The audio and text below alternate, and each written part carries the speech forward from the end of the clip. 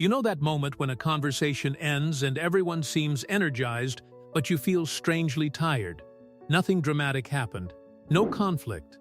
No awkward silence. Just people talking, laughing, sharing stories. And yet something inside you quietly wants to step away. Maybe to another room. Maybe outside.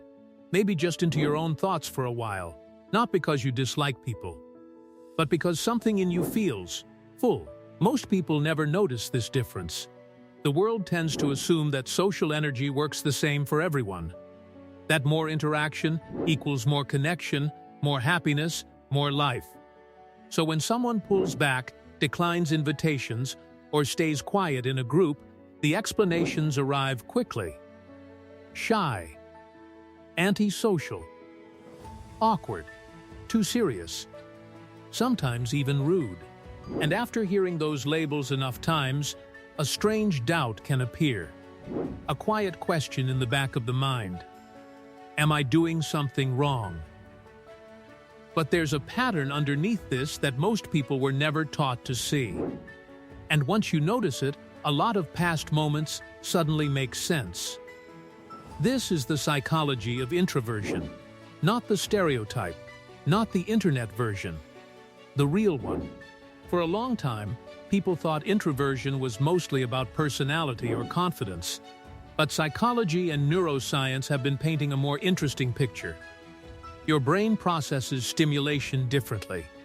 Social interaction is full of signals, voices, facial expressions, tone changes, subtle emotions, shifting attention. For some nervous systems, all of that is stimulating in a pleasant way. Their brains release reward chemicals that make the experience energizing.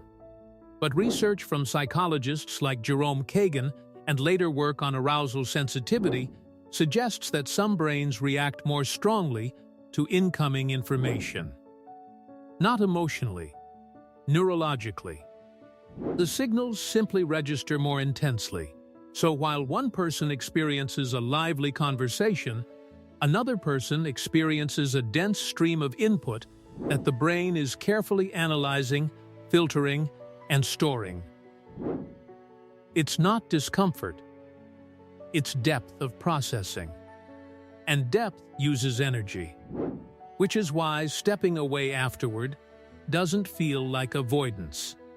It feels like recovery. Brain imaging studies have even shown that introverted people tend to rely more on internal processing networks. The pathways linked with reflection, memory, and meaning-making stay more active.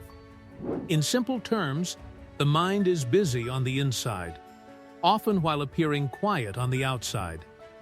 This is why someone might leave a gathering and then replay the entire conversation hours later. Not out of anxiety, but out of natural cognitive habit. The brain keeps working long after the room goes silent. For many people, this pattern didn't suddenly appear in adulthood. It formed slowly, maybe in childhood classrooms where louder voices filled the space first, maybe in families where observation felt safer than interruption, maybe during years where understanding people quietly was more useful than competing for attention. The nervous system adapts to environments like this. It learns to watch, to read, to process. Over time, that style of engaging with the world becomes automatic. Not forced, just familiar. And because our culture often celebrates visibility, speed, and constant interaction, this quieter way of processing life can look unusual from the outside. But unusual doesn't mean wrong. It simply means different wiring. Extroverted nervous systems tend to regulate themselves through outward activity. Interaction increases energy.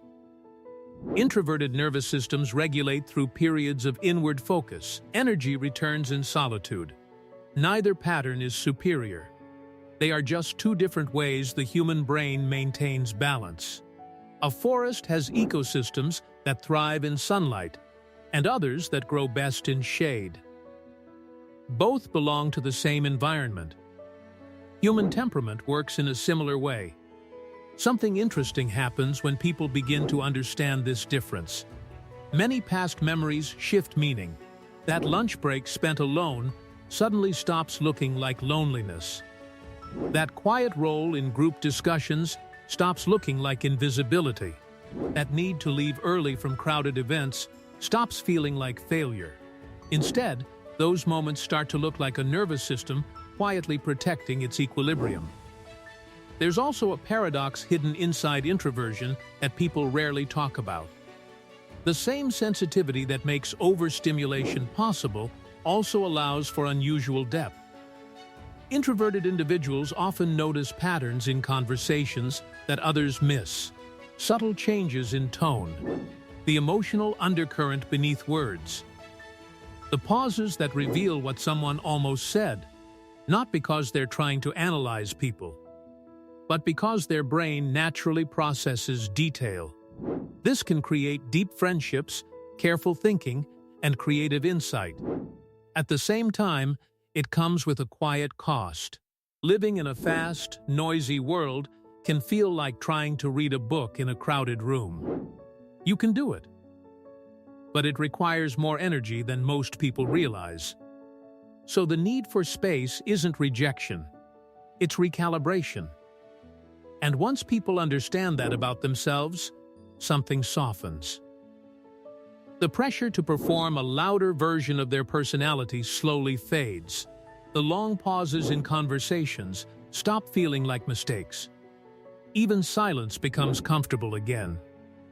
Because the truth is, nothing about this pattern suggests something is broken.